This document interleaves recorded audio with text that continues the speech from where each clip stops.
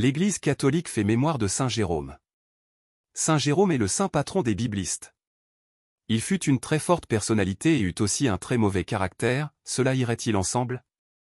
Influx secrétaire du pape Damas à Rome à la fin du IVe siècle, puissant intellectuel et brillant professeur, il avait là d'entrée du repos pour tous ceux qui ne pensaient pas comme lui.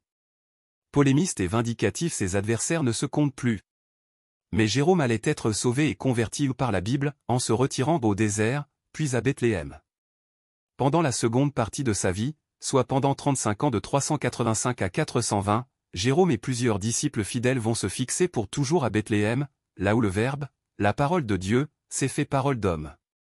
L'œuvre gigantesque à laquelle Jérôme consacrera toutes ses forces de méditation, d'intelligence et de foi, sera la Vulgate, traduction latine de la Bible et savant commentaire de chacun des livres saints. Grâce au Concile de Trente, l'œuvre biblique de Saint Jérôme est devenue, jusqu'à nos jours, l'édition officielle de l'Église. Finalement, ce dur était un tendre. Jérôme le passionné laissa son cœur s'éprendre pour toujours du Sauveur et de sa parole.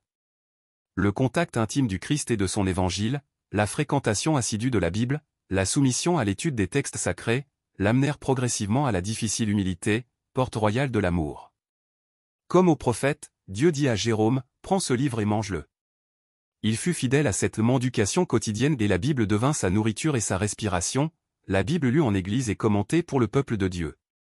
Jérôme, le prisonnier des Saintes Écritures, contemplatif du Verbe incarné tout près de la grotte de la Nativité, termine sa vie terrestre à Bethléem en Palestine en 420.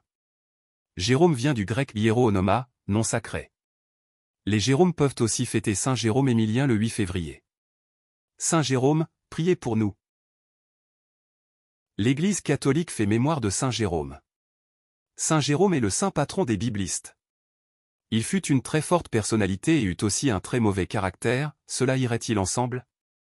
Influx secrétaire du pape Damas à Rome à la fin du IVe siècle, puissant intellectuel et brillant professeur, il avait là d'entrée du repos pour tous ceux qui ne pensaient pas comme lui.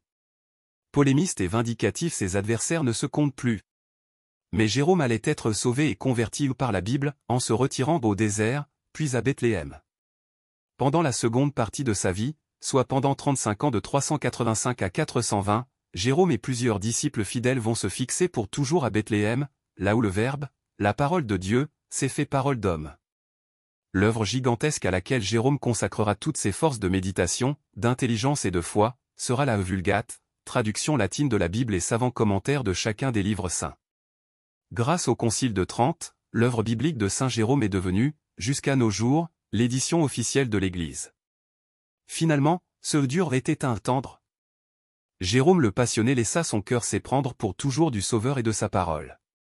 Le contact intime du Christ et de son Évangile, la fréquentation assidue de la Bible, la soumission à l'étude des textes sacrés, l'amenèrent progressivement à la difficile humilité, porte royale de l'amour. Comme au prophète, Dieu dit à Jérôme, « Prends ce livre et mange-le ». Il fut fidèle à cette mendication quotidienne et la Bible devint sa nourriture et sa respiration, la Bible lue en Église et commentée pour le peuple de Dieu. Jérôme, le prisonnier des Saintes Écritures, contemplatif du Verbe incarné tout près de la grotte de la Nativité, termine sa vie terrestre à Bethléem en Palestine en 420. Jérôme vient du grec hieronoma, nom sacré. Les Jérômes peuvent aussi fêter Saint Jérôme Émilien le 8 février. Saint Jérôme, priez pour nous.